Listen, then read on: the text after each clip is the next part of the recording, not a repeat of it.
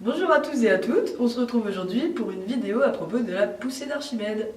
Suivez-nous! On y va.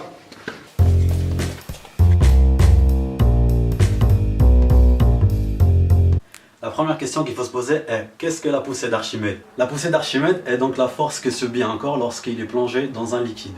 En effet, pour qu'un corps flotte, il faut que les deux forces, le poids qui le tire vers le bas et la poussée d'Archimède qui le remonte en surface, se compensent. C'est ce qu'on appelle l'état d'équilibre. Pour illustrer cela, nous allons procéder à une expérience. Pour notre expérience, nous avons besoin de 2 verres d'eau, 2 œufs, une petite cuillère et du sel. Afin de mettre en évidence le principe de flottabilité, nous avons rajouté du sel dans l'eau jusqu'à saturation. Enfin bref, nous allons laisser la place à l'expérience. Nous allons donc introduire les 2 œufs dans l'eau et voir leur réaction.